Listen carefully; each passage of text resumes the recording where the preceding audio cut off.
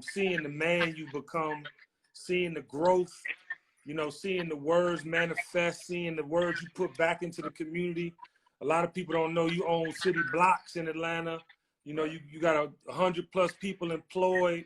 So I just want to give you a cheers, man, and tell you we respect you, we salute you, man. So cheers to that. My God. For life. But I want to take him on a trip, Jeezy. I want to take him on a trip, man. You know, you're one of the godfathers. You belong on the Mount Rushmore of trap music for sure.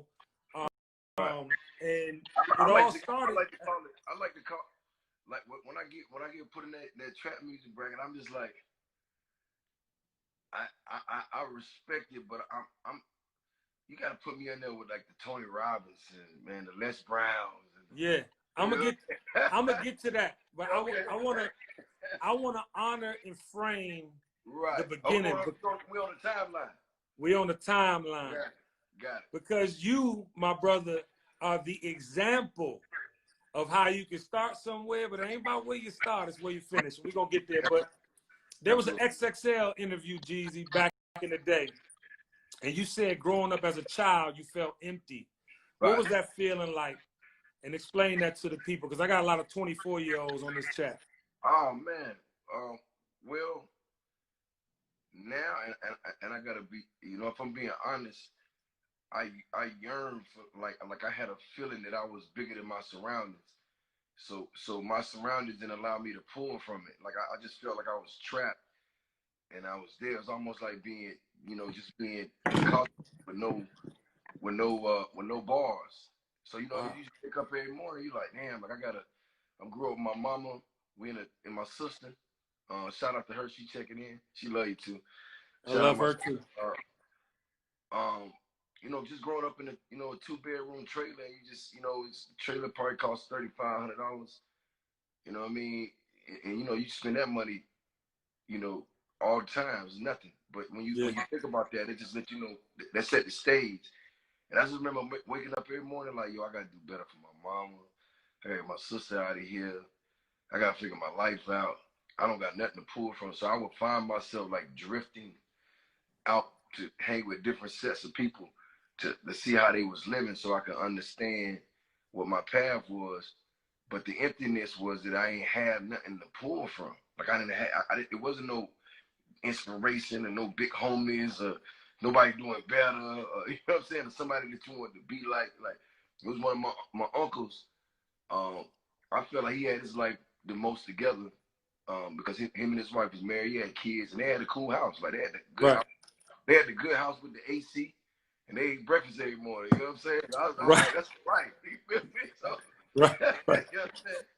And I was just like, I had to find, you know, I had to find my path, and it wasn't no road.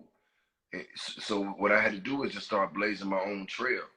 That's right. I started to do what I felt was right for me. I just started to understand, oh, okay, this is what I am supposed to be doing. Like I got to go out and be curious. I got to go out and learn things. I got to figure it out myself because nobody's gonna bring it to me. So I mean, I was empty for a long time, bro. I was just like, you know, same thing. Young cat sitting on the porch. You know, listening to the hood gossip, everybody who been rich 30 times. Well, I was rich back in 05. Ain't nobody had no money like me. I'm like, what you have? Hey, Snow, it's so, you know what I love when we had these conversations, we done had a million of them. Right. But, you know, you always affectionately refer to the women in your life, the black women, your sister, your mother, your aunts. And I feel like, you know, for me too, coming up, you know, single parent home, you know, it was just amazing, the strength of those black women and the support system, but it wasn't enough. We had to go out and try to figure it out. But how important are the black women in your life? Man, it's crazy you say that, because I have to be all the way honest. Like here lately, not that I didn't know before, I'm seeing a lot of influences from my mother, my grandmother, and my sister, and my aunts. And always, even now to this day, you know what I'm saying? I have my little sister, we talk about real life shit, and I be like, yo, she's fucking smart, and she's strong, and she take a lot of stuff. Same thing with my grandmother before she passed. Like, she just gave me she taught me my values. Like, she taught me my morals. You know what I'm saying? You know, and it's crazy to say Gangsta and a gentleman, because my mind, you know, I could be vicious, but then I can also be calm as a sea. You know what I'm saying? But she taught me that. She's like, yo, you respect people until they don't respect you. When they don't respect you, you go above and beyond to show them that they're gonna treat you with respect. And she taught me that. And my auntie mother, you know, she was very special in my life because she just taught me not to take no shit. And she taught me like, you know, just to stay solid. You know what I'm saying? And be you. Be unapologetically you. And it's crazy to say that, man, because even when I look back and I think about, you know, the male figures I had in my life, not that they didn't do anything wrong, I really understand that women are really strong and they're solid and they just built different. You know what I'm saying?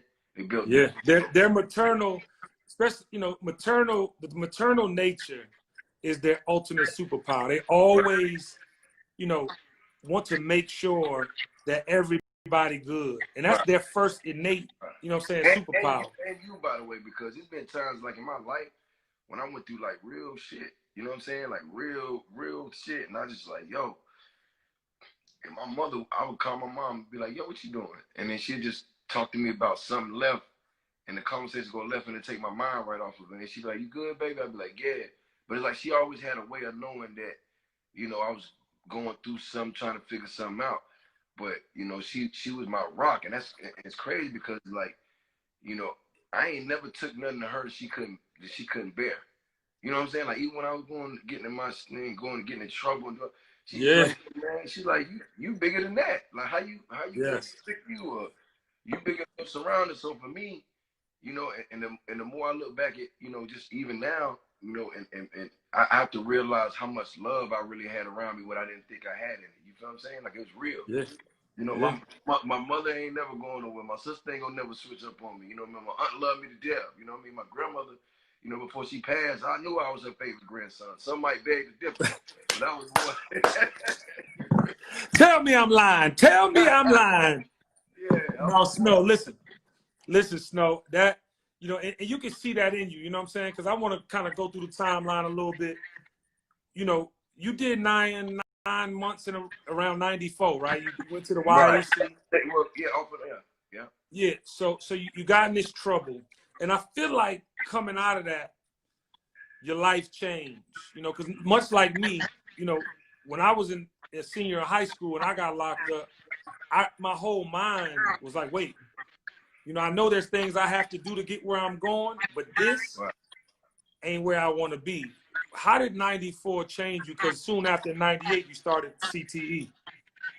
Well, for me, like I'm gonna keep it I'm gonna keep it a book. Like another part of that empty voice that I had was things that I know I didn't want. You know what I'm saying? So I was the type of person that would sit there and watch and learn from other people's mistakes and not mine. But when I started making the same mistakes, I was like, yo, you know, I don't want to be in jail. Like that ain't like my mind. Like I'm a thinker, so my mind is constantly like it has to be fed. Like I have to see things, learn things, and you can't do that in there. But what I did, what I did learn is that that's somewhere I didn't want to be, and I just felt like it was a waste of time. And one thing about me, like I'm efficient in my own right. Like you know, I'm on my time, but I'm efficient in my head. You know what I'm saying? So I just felt like it was a long time to sit down, and I wasn't making no progress, and I had to come out and I had to come out and get my you know, just get my focus back on, and that was a process, and I ain't like that because I felt like I was behind. So it made me come out with a business, and I went harder, but I also like, you know what, whatever I got to do in life, I just can't end up back here. Because I think that was a blessing for you, because I think when we was in the street, when we were in the street young, you didn't really have a purpose for what you were doing. But I think after you came out of YAC, you had a real purpose. So anything you did, you felt you had to do, and you put that towards, you know, your goals. And CTE.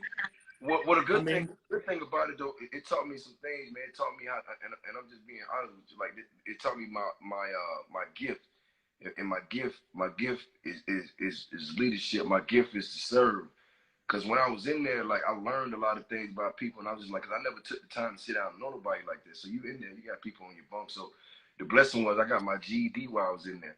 You know what I'm saying? Aced it because all I had to do was sit down.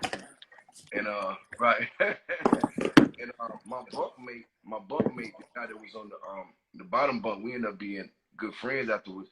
But he didn't pass his GED test, and he was like, you know, he was going through it. He's like, damn, man, I at least want to go back home, you know, show my people I got it, you know, GED or whatever. I was like, yo, man, I was like, open the book. And I sat there every night and tutored him when the lights went off until he passed it. You know what I'm saying? And then I just saw what that did for me. You know what I'm saying? It was like, you put somebody else first, you helped them, you took your time, and you saw that, and then like it just started going from there. Because I was like, damn, you know, I could really like look out for people, and I didn't understand that gift then, but it's just like just take it. If you know something somebody wants to know, and you take the time to explain it to them and help them through it, it also helps you because it took my mind off of going home. You know what I'm saying? So that's that was what's like, up, man.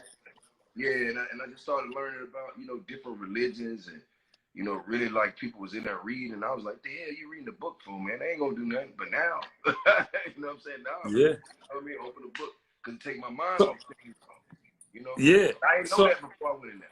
Yeah, no, and I think, you know, those are the times where we click, right? I always try to teach my sons in life, there's gonna be times where you gotta be able to turn it on and off. And I think for you, the light switch went up. I could do this, I could do this. This is actually cooler than not knowing. And then, like I said, 2001, under the name Lil J, you know what I'm saying? CTE Worldwide is established. Right. You know what I'm saying? You taking, you know, that energy and you putting it into business. Right. So tell me about the name Little J, because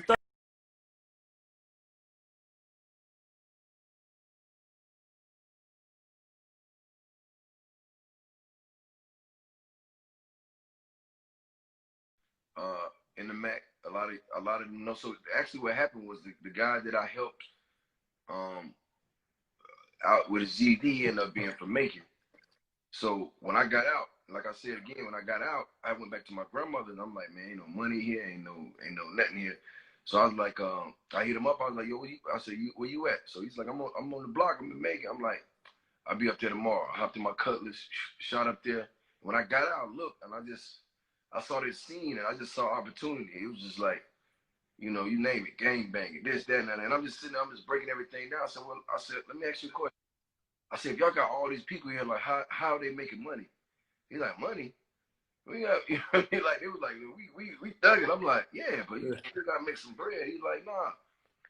I said, give me a week, I'll be right back. I came back, that city was never the same. Cause I told him, I was like, I'm gonna show you how to get some money. You know what I'm saying? Cause I know how to do that. Cause I feel like they're gonna do this to take your time. So, you know, I came, I did what I did, put the city on the map. You know what I'm saying? A few might be different, but everybody that was around me was good, and I was very influenced by music, and I was just like, I'm gonna come to the block. We be on the corner store, you know, they be up there rapping, and you know, such.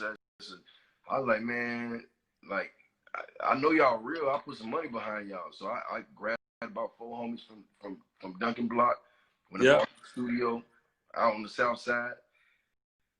Got all the studio equipment and tried to put them on. I was sitting in the studio with them every night. And so you was on your Easy E. At first, you was gonna be the label and just put other artists out. Right. So I wasn't a rapper. You know what I'm saying? Like I didn't know that. Niggas really get to know people on the Kenny Burns show. But go ahead. So so I put them on. We go in the studio. We cut all these records, and I started investing my money in them. And right around the time I started investing my money, you know, the streets got bad, so everything slowed up. So, you know, I was down to my last coins, and they got in 2 of them got indicted. The other one got indicted on a murder, or like a assault. It might have been like a murder or something like that. Right. It just got deep, and I was in the studio, bread gone. You know what I'm saying? I had the studio, and they was locked up. And I was sitting there, and my partner looked at me, he go, man, you might as well do it. You the real one anyway. You out here. And I was like, you have a point. And I ain't had nowhere to go because it wasn't nothing popping on the block. So I was just sitting in the studio, and I was trying to make songs, and I was just like, I would make songs, and I was yelling, and I tried everything you think of to try to find my pocket. And the Lil J project, you know what I'm saying, I made, like, you never believe I was in Atlanta. I made that, and this white boy named I think his name, it's white boy. He was an older guy, but he had a studio that was in his barn in his backyard. So like a Wow. barn made in his backyard. So it was like, you know, a barn, a real life barn. Some other shit, right? Right, east side Atlanta. And I never forget, Bone Crusher had a song out at the time, and he was like, Bone Crusher was winning. I was like, yo, I gotta get a song Bone Crusher.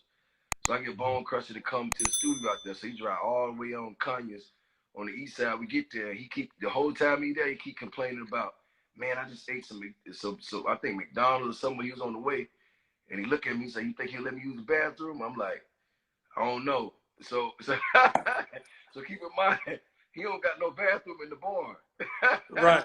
So right. the nearest store is like 25 minutes. Yo, oh, shit. Man, I gotta use the bathroom so bad. He said, which one you gotta do? And he was like, no, I gotta use the bathroom. Right. He's like, yo, my man, my family in the house. Can't nobody go in my house. So Bone Crusher look at me, right? And Bone Crusher ain't no little motherfucker right. either. That's a big boy. So he, you know, he had to leave and drive all the way to the store, but I never forget it. And I was just sitting there like, wow, man, I'm recording an album in a barn. There's no bathroom and nowhere to sit. I want this shit bad. I want it bad. I know I want it bad. Yeah. And I sat there the whole time, and I was just like, you know what I mean? I was just like grinding it out, and I really didn't know my my calling with it. So Lil J was like an experimental phase for me because I was trying to find the sound. I ain't really had my own producers. I didn't really understand how it went, but I gave it my all. So I put, you know, a lot of bread in it, and it got me the attention I need because I had all this, you know, all this jewelry and all these cars, and every time I was, you know, going to the studio, I started going to Dallas Austin studio because I saw everybody was there. So I'm like, well, if I can go there, people will see me. I'll run into somebody. Right, and that's how I started, you know, getting on. So I took the Lil J project over there, and I'd be playing and getting studio time and just sitting around. People started noticing me, and that's how I really just started. I just started kind of moving around, knowing the DJs, being in the city, knowing people, and But 2003 though, Snow, right. when you released "Come Shop with Me," I think you started to define. Obviously, you introduced everybody to Young Jeezy, right? But you did records with, you know, Shawty Red, which is, oh yeah. You know what I'm saying? The Shawty Red thing was special because a lot of people don't know, like, you know, I'm still, you know, my mentality is still street. I don't understand what it is to make a song. I don't know the studio lingo because I'm still learning, but I'm doing it by myself. So when you start getting in the studio with people who do it for real, you kind of, it's almost like you being an amateur basketball player and then somebody puts you in, you know, put you on the court with an NBA player. You're like, oh shit, you know what I'm saying? Like, you don't, right? You know what wow. I mean? Right? You're like, wow, this is for real. So what I would do with Shawty them is I would just go sit in the studio and just be a fly on the wall and listen to what they were saying. Like, bring that back. I'm gonna do that takeover with. I'm gonna put something right here. And I was just like, oh.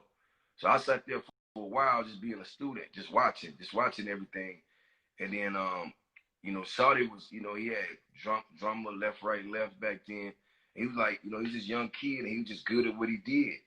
And it was just like, but he loved to party. So my thing was, I love the ball. He loved the party. I love the ball. So okay, Let's go out. I love the ball. I'm gonna take you and your crew out, and it was easy because I'd be like, I go buy 50 bottles of champagne just so I can be in their mix. He's like, no, we want Corona. I'm like, Coronas? Oh, you good, baby? So, keep them coming. Get as many Coronas as you want. You know what I'm saying? He just wanted Coronas, and but I was getting the game, and he was getting the game for me just as far as how I was moving because, you know, back then I was really moving militant. So I think a lot of people was intrigued with that. And we were just giving each other game, and that's how I started getting the lingo sitting there with him. And then I just started calling him. I was like, yo, man, I got some beats. And then, you know, like at the time, like, you know, Shawty love money, love to hit the mall. I'd be like, yo, man, I'm going to come pick you up about 5. We're going to hit the mall. Then we go to the studio, right? Then we go to the studio. I let them ball out. You know what I mean? Then we go I'm going to go to the mall, let them ball out. And then we always end up in the studio. And then, you know, you would have people come through. And we just started cutting records. But it got real when I started really, like, feeling like I had to really make it in music because I didn't have nothing else to do.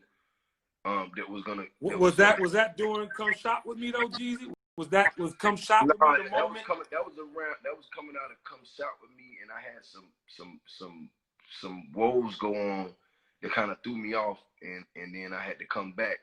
And when I came back and I started doing a couple songs, so I started going to his house. And he moved out on the south side. And boy, I used to hate that drive, boy, because I used to be high as hell. And the police, you know, the police on Terry Boulevard, I used to be in my little bucket. I had a Grand Prix Gold. That was my bucket with tinted windows. And I used to be driving. And I used to, like the drive to his house was long, but the drive back late at night, oh man. Longer. Oh my man, the police, because you know anything about Terry Boulevard on the south side? Man, them police bad as hell. And I used to be in there like, you know what I mean, trying not to get pulled over. But it was worth the drive because I would listen to the songs that we did on the way back. But I had that feeling because it was a rush. You still seeing the police. You still seeing what's going on. I'm like, yo, this shit is real. But that's why I'm thinking about the music. And I never forget, every time I get done with a song, I used to call one of my best friends, Westside Blue. And I'd be like, yo, Blue, meet me at Big Oomp. I'm about to go buy some mix CDs. So Blue would meet me over at Oomp. And we'd sit in the car and I'd play him a song I did. Like I played him Trap or Die first. He was like, oh, that's crazy. But you know, that's my man. So I'm thinking he just hyping me up. You know what I mean? Right. Love. But I had to take all my songs to him because Blue was certified. He knew what was really going on. So if he liked it, I figured they would like it. It was gonna fly. So I just started putting songs together, and then when I was going to Big Oomp store and buying mixtapes just to see what's going on, I was like, man, maybe I should just do a mixtape because the album was harder to put out.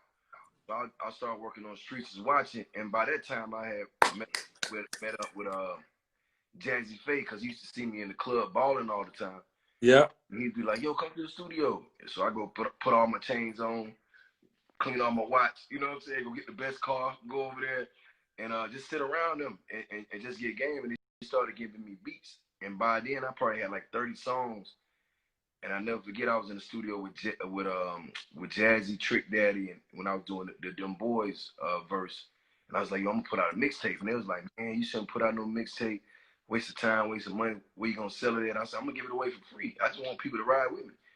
And nah, man, that's crazy. You should never do that. That don't make sense. I was like, trust me. Best decision I ever made to change my life. Like when I put that Streets is Watching out, I went to press that Sunday. So every Sunday I would send my crew up there, and then I would come up there right before and right before it closed, and start putting CDs on people's cars, and then catching CDs when they was coming out the door and giving them CDs. And that's how it just kind of started to bubble from there, because that's the first call I got for a show. And he was like, they was going to give me $200 for a show. And I was just like, you know, at the time, I'm like, that ain't no fucking. Wait, so I want to shout out. Hey, I'm like, I can't even put gas in the Ferrari for 200. Boy, we gotta figure it out. Nah, that wasn't no money to you then or now. But I want to shout out Jazzy Faye, because Jazzy in 2004, he also introduced you to Shakir Stewart. God bless the dead. Absolutely. And you know, I remember, man, like I remember the Streets is Watching. Shakir had told me to listen to that, and that's when I was like, oh shit.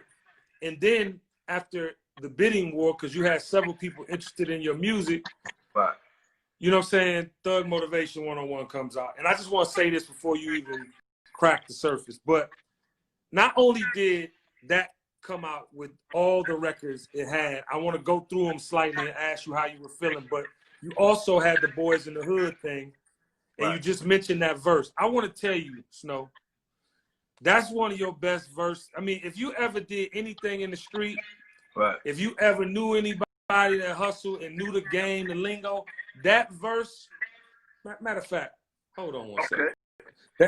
That for me, listen, man, for me, I ain't gonna hold you up. Like, I was like, this the realest nigga rapping. Like, wait, he's 100%. You know what I'm saying? So hold on. Yeah. That shit was legendary, man. I gotta play this because your verse, I don't think people really realize how surgical you were with your words. That's why I find it's hard to believe that you wasn't a rapper first. Like, I'm finding that out today for the first time ever. Because your wordplay. Right. Hold on, here we go. Bad Boy South. Block Entertainment. Your wordplay. And I had already heard Streets is Watching, but when I heard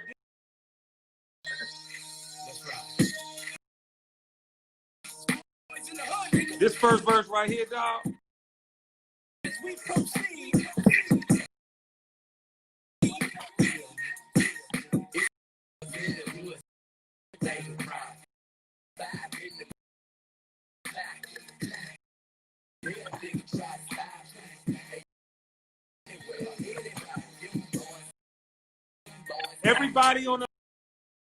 Everybody on the live, if you know the verse, I want to see it.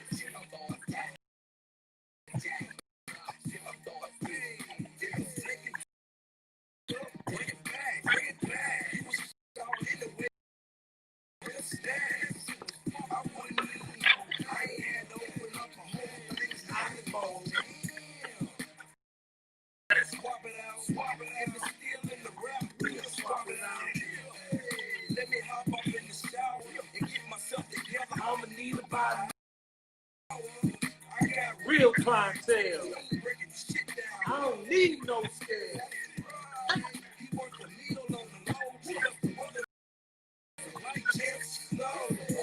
Hey, bro. I believe Yo. Yeah, no, hey, I'm gonna tell you the craziest thing. Like right in that verse, that was the day that I played Streets is Watching for Jazzy. I was in Jazzy Face Studio. Sierra was in the back room working on goodies.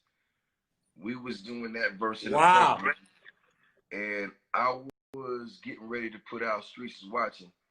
And this is when they told me I shouldn't put out a mixtape. And I remember being in the room. I had never really wrote a verse around anybody before, so it was like Trick Daddy and all these people in the studio, and I just was like, Jody, everybody went and wrote their verse real quick, and I was like, I'm gonna kill this record. And I just remember sitting there, just doing what I do, and I normally don't write unless I feel it, so I was writing the verse, and it was taking me a long time because I just wanted to get the cadences right and say the words right.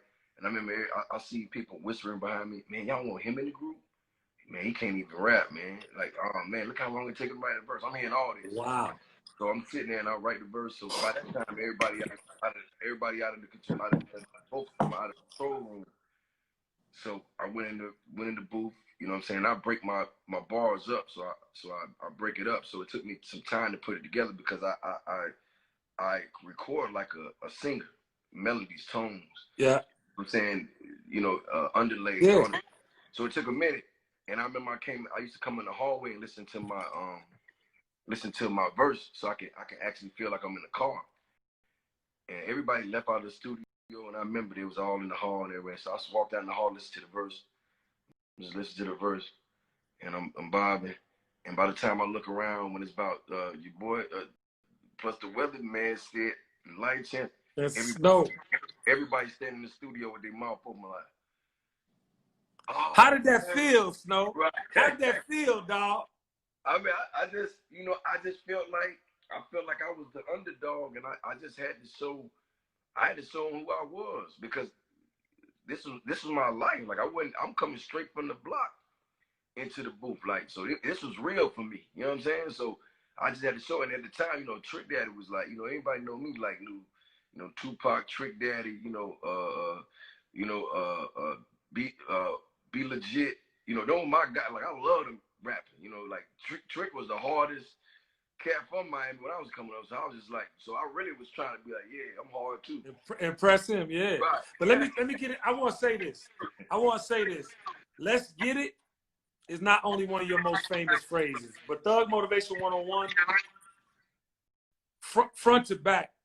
And I got to play a couple records because I'm the king of hosting. Right. In the world. Hey, this I know. And I've done over 200 parties with you in a decade. Real shit. And I promise you, there might not be another rapper that gets the attention when I'm in any city. When we played it, don't get no real. I'm talking about city to city, Snow.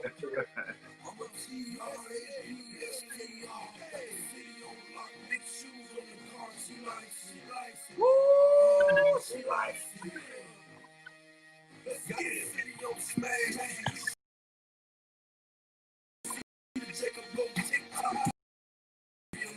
So well connected. So well connected.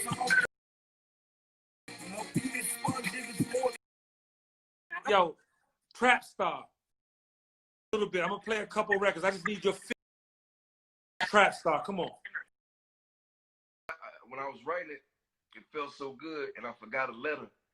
And I remember sitting in the studio. I was like, I forgot a letter, but it sounds so good. I ain't gonna hit trip on it. They'll never know. And it wasn't like until like 8 years, somebody was like, "Yo, you know, you forgot a letter in Trap Star." I was like, "Yeah," but I didn't know that till right now. Right, I did not know that till right now. Hey, all right, so Jeezy, check this one out. Check this one out right here. Come on, the realest niggas do this shit, man. I got them in the game lyrics. I live these records with you in these clubs. You hear me? I'm already here 4 times in a row. My baking soda clientele. Get about 50 in the Hummer. For the summer, that's right. How did that feel? Come on, I got a couple records. I remember sitting in Shorty Red's basement, and we didn't even have no vocal booth. He just had the mic in the room, and what I would do, I would go to like the bathroom in his basement, and while he was making the beats, I'll be rapping to myself in the bathroom so I could get the first couple bars.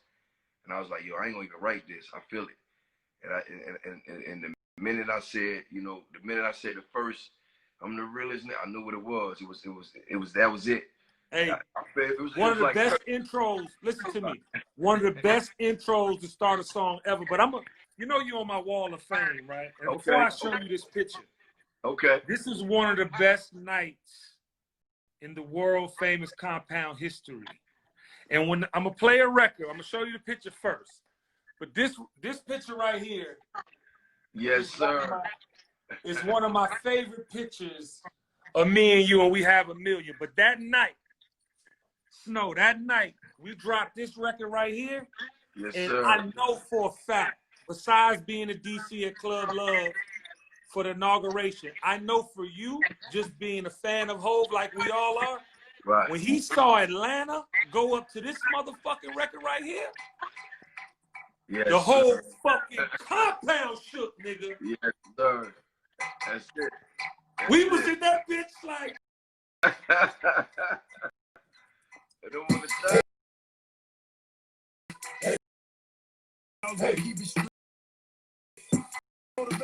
Jizzle for the motherfucker.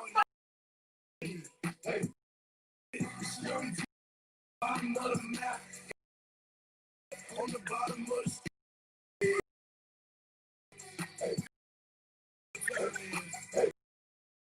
I do it for the trappers. I gotta play this verse. That's it. The whole compound went fucking crazy. I'm strapped up. It's lights out. Shit. Yes, sir. Yo, Hey, Jeezy, man. Speaking of that record, I never forget. I'm in Patchworks, and I'm mixing TM101, and I remember Shorty Red pulls up, and I was like, I'm done. He said, I got one more for you, man. I was like, I'm done, bro. He played it, and the minute I heard that, dun, dun, dun, dun, dun, dun, dun, I said, yo, go turn the mic on. And that was the last song that was made for Thug Motivation. Last song. Again, you can't really talk about albums front to back and be like every song is a motherfucker. You know what I'm saying? And I'm not playing none of the commercial successes. I'm playing what the motherfucking streets made classics. Right. And this song right here was another club that night. That night we was at the world famous Compound. This record came on. I saw Memphis Bleak face. I saw Hov face. I saw JD. I saw everybody who was in that motherfucker like, yo. And this is another thing. This is a true story. You know, I don't play in like untruths. Right. I don't think there's ever been an artist at the world famous compound. I'm gonna talk about my house, me and AG. That's right. That had the effect you had. I'm gonna play this record because this motherfucker right here make me want to sell drugs. It makes me want to gangbang. To act a whole motherfucking fool. You hear me?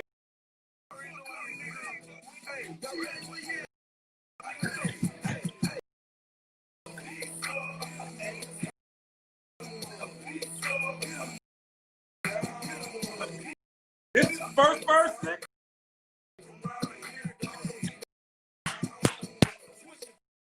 Bang.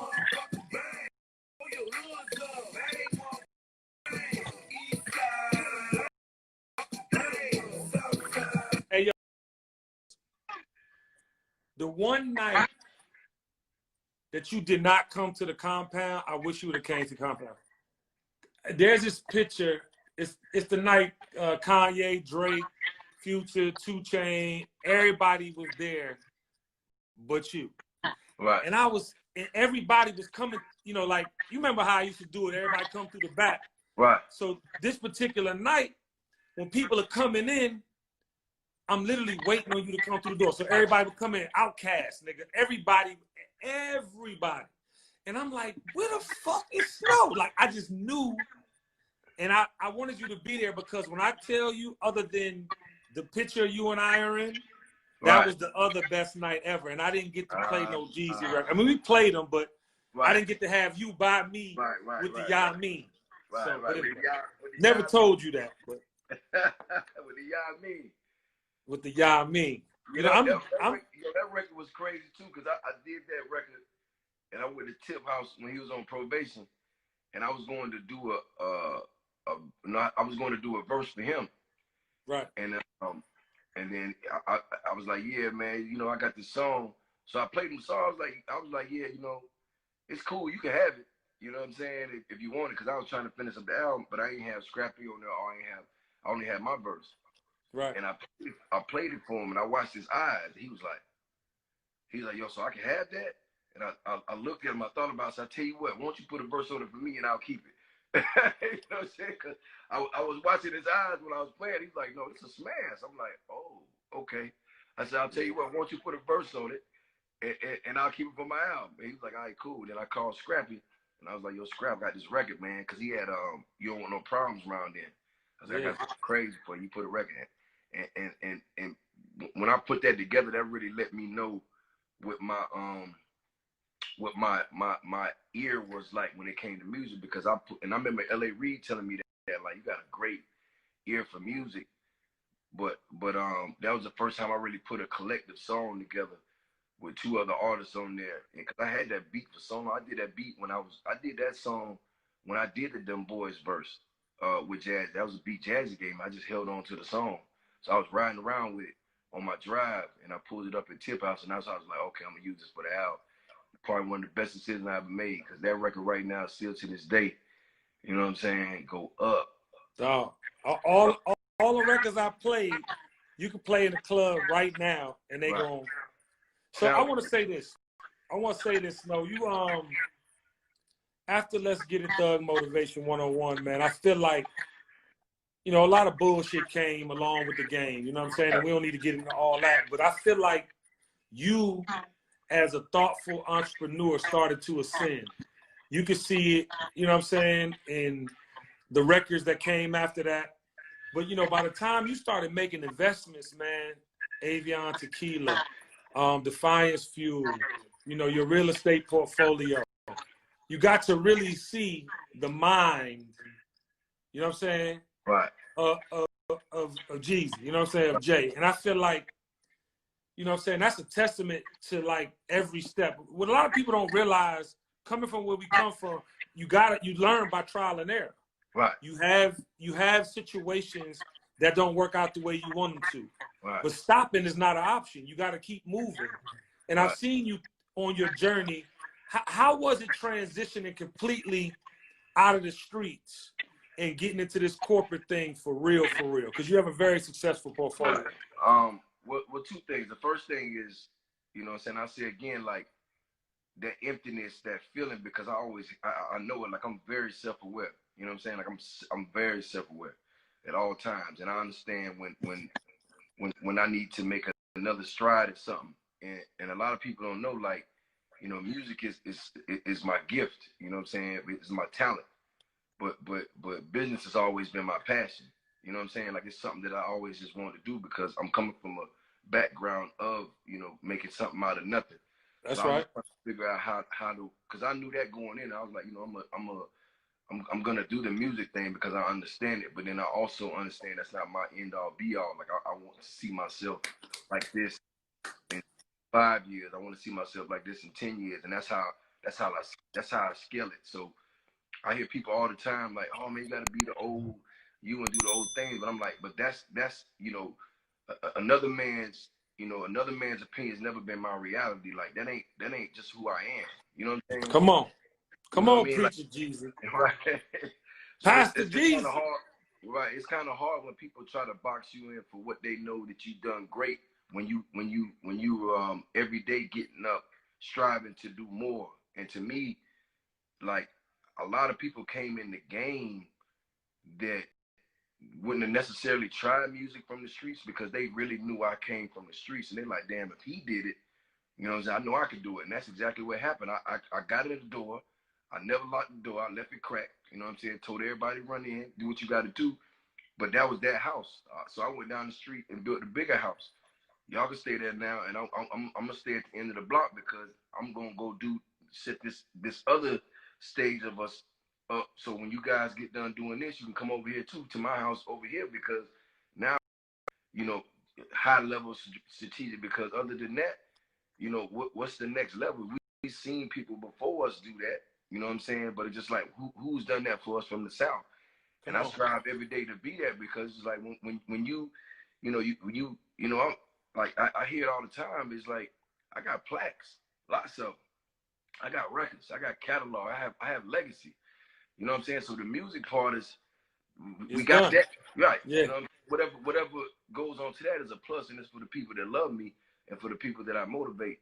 But the next level of Jeezy is, you know, the entrepreneur to the philanthropist to the you know, to the leadership position, to the, you know, the Tony Robbins of the world, to the, you know what I mean? It's because it got to go on. Like, you can't put me in a box because you're comfortable. That's what you want me to be comfortable at. You know what I'm saying? I strive every day. You got, like they say, you got to be comfortable with being uncomfortable. I love it. Come I on. get up every day. You know what I'm saying? If it pushes me, I'm into it. If it don't, I'm concerned. And it's just like, you know, when the day comes and there's no more Jeezy and I'm no longer here, you're gonna be like, man, home did a lot for us, because I always wanted to just lead by example, because that's what it really is, bro. It's a form of leadership. It's nothing else. People only follow you because they like the way you think, or the way you Hello. or the way you go about it. Hello. You know what I'm saying? So You know, I want to say this. You know, yeah, you are the example, man, and I think you do motivate your followers, the people that support you. You made a song, man. My president is black, and I want to salute you for that song that you have. You know, your nephews and my sons were like 5 right, and right. and You know, 9 or crazy. something. That video, see everybody grew up, man. It's wow. Yeah. So I want to salute you for that. But I think now more than ever, your words in that song are ringing through. We're in a very tumultuous time. We Right. have, you know, racism is at an all-time high. Yeah. Yeah, we have a president that doesn't care about people, let Right. alone, you know, he don't care about his own people. Right. And you know, I see you speaking. I see you taking the time to go online. I see you marching. How are you mentally with this? How do you see it shaking out? And how Right. important is voting? I mean, for me, I believe this is, and you know, a lot of people, and I had to really learn this. You know what I'm saying? I don't think a lot of people understand unless you've been around me for a long. Like I am truly, you know what I'm saying? I say this without being, you know, I'm truly a visionary when it comes to life. Like, that's my gift. Like, and I think people don't love me, they love my gift, and I understand that because it was given to me. And I saw this coming in so many different ways. Like it was so many things about it. The pandemic, I'm like, oh, this is interesting. The Ahmaud Arbery situation, wow. You know what I'm saying? The George Floyd, this is it. You know what I'm saying? For me, and for me, I always been, you know, a person for my people. You know what I'm saying? Because they elected me. So I told them about my past so we can get here. It wasn't that I was glorifying it. I just understood it. So I feel like I was packaged in a way that I understand the people's struggle, and then I have enough savoir faire to get in those rooms where they don't just let us in. They hear what they're talking about. So I get all the information, which was why I wrote The Recession, because I got the information and I brought the information back to the hood. You know what I'm saying? Because we didn't know what a recession was. I just had to be like, yo, recession is a drought, but on the money. So this time, as a grown man, taxpayer, you know, a man of integrity, like, I feel like this is my calling. Like, I got to be here for them, because I don't think they understand how serious this shit is. Like, this is real, bro. Like, this we probably never have another time like this in our lifetime. If we don't band together and be on the same page, we're going to lose. And I don't want to see that happen. I can't stand by and see that happen, because if we lose, it's going to be making it worse for your kids and my kids and the next generation and what they got to deal with. So we got to stand together, bro, because this is a real thing. Like, if we don't get out and vote, if we don't get out here and march, if we don't get out here and be heard, if we don't build our economy, you know what I'm saying? We hit, bro. And to be honest with you, let me say this while we on the line. I did go to vote, you know what I'm saying? And I must say, you know, being an Atlanta native and going to those polls, like, it was the most fucked up thing I ever seen, dog. It was all unorganized. They was shutting down the lines early. Lines were long. The machines didn't work. If you didn't really do your research on the people that you was voting for, they wouldn't be in the machine. Like, so it's like, man, I can't stress the people enough, bro. Like, this is, like, we've been fighting all our life, but this is the real fight, bro. This is the fight. This is the fight. And we don't be together, they gonna be us. And it's the craziest thing, not to get too deep. They're banking on us not being together. They're banking on us not putting our resources together. They're banking on us not to communicate. If you watch all the shit that's going on in the world, you don't see none of the Trump supporters sweating. You don't see them tripping. They sitting back. They waiting for the polls, because you could tear up the whole world. They don't care. They're gonna go out and do what it is they do. They're gonna go out and show up at the polls. And don't get me wrong, it take energy to march. I went out there the other day. Them folks went out there 11 days, man. They're tired. They're frustrated. They're exhausted, and they still fighting. But that's just one layer of it, bro. Like, we got to fight this fight, dog. And the one thing I do know about a man, and not to pit nobody against each other, when we at our best, we at our best. When we at our best in sports, we don't play. We at our best in entertainment, we don't play. We at our best in fashion, we don't play. When we're in our best spread, we got to be the same way. I told somebody that the other day, I said, man, we go to, you know, y'all go to the Falcons games and y'all tailgate all day. Why y'all ain't tailgating at the polls? Why y'all ain't bringing that same energy to where they at? Come on. Let's feel us. You know, and by the way, the only reason why the world is in turmoil now, right, and everybody is going, because we did that, bro. Like, you gotta understand, we run everything in this world when it comes to culture. And what y'all seeing right now today is why Berlin, London, the UK, France, everybody joining y'all march, because they love y'all culture and they love the way that y'all communicate it. So the same way that y'all on y'all phone, y'all using y'all Instagram, promote your music and promote your clothing line and promote your business, they seeing y'all promoting this Black Lives Matter. They seeing y'all promoting. They getting a part of your movement. They're a part of your movement. So what Martin Luther King had in Selma, y'all got that times a million. So, like, what we gonna do? You know, I'm glad you said what you said, man, because I feel like you can lead the celebrities too, Snow. Right. I think that, you know, we have a lot of rhetoric on our side too, as if voting is an option. Right. As if we don't have to get, you know, because what you don't realize is all the people listening on this live is that local, state, federal, it's just important. Is a trickle down. It's just so important. The president ain't the only problem. You got motherfuckers in your city council. You know what I'm saying? Judges, DAs, the one that locked your partner up for 26 years and the white boy got 2 years.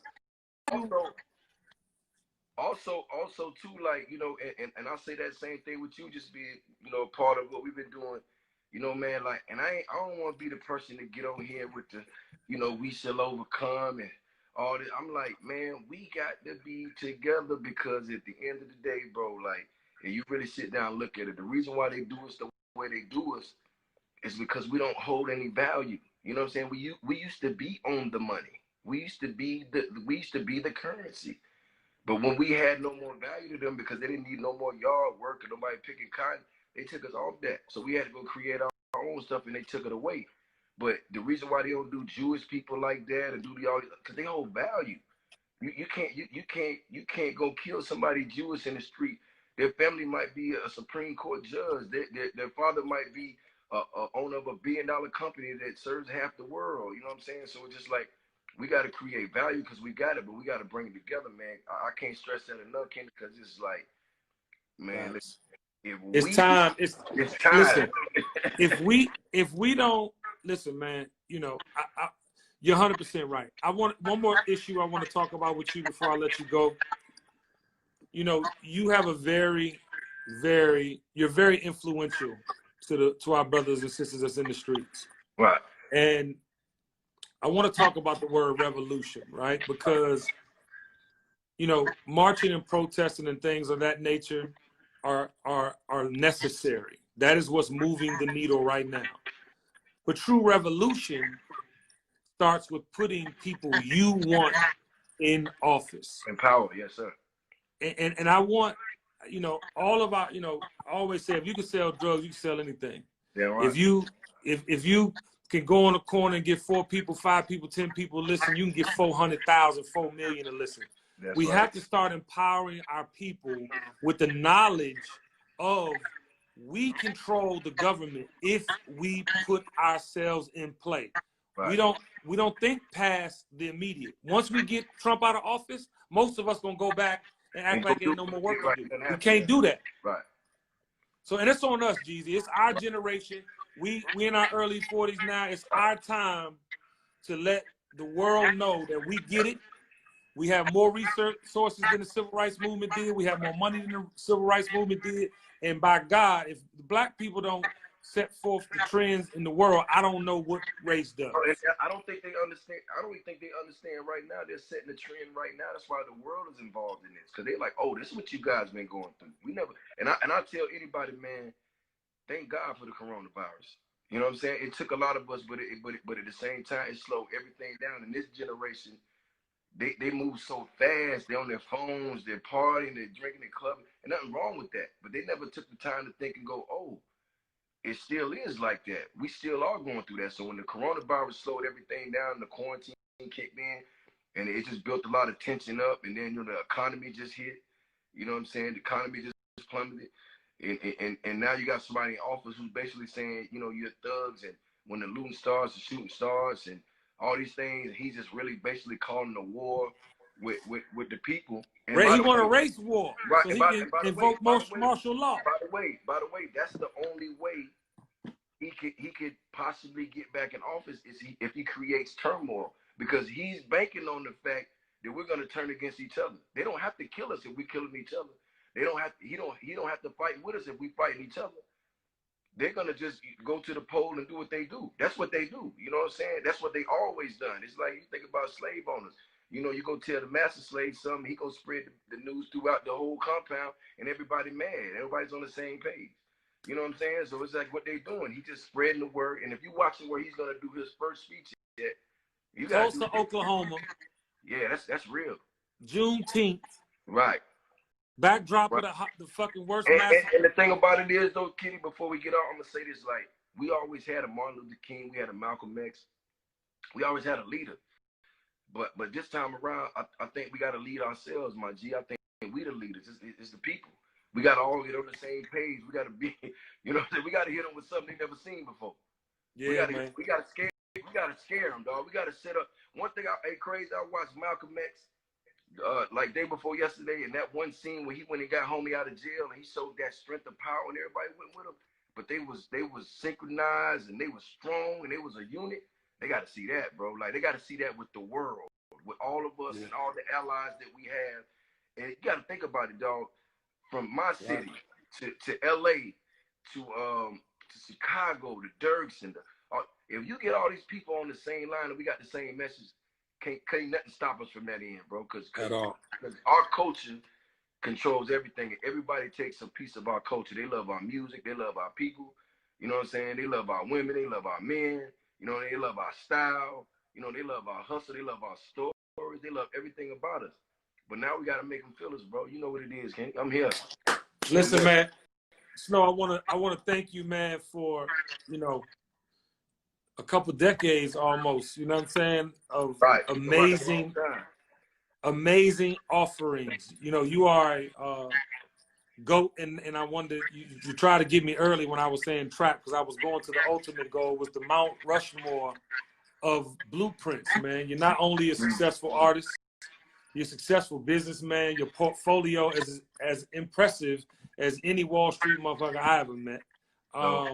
And just keep leading by example, man. Love to your family. Tell your sister I love her. Love. See you on here. Shout out to DJ Ace. I see him checking in, man. Shout out to you, Kenny Burns, man. All you do for the city. Anytime, brother, I'm here, man.